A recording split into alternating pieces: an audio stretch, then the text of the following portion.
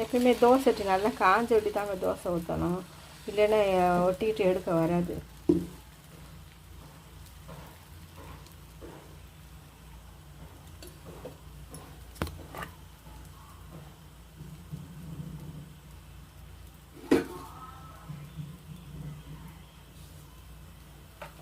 இப்படி தோசையை மூடி வச்சோம்னா அது சீக்கிரம் வந்துருங்க, அதுக்காண்டி மூடுறது.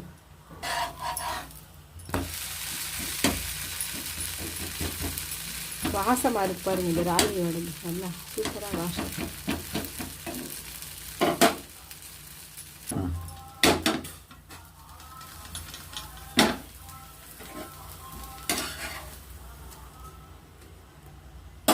இதுக்கு வெங்காய சட்னி வச்சுருக்கேன்.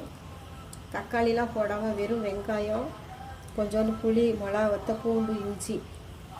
இது நமக்கு தக்காளி சேர்க்காம வெறும்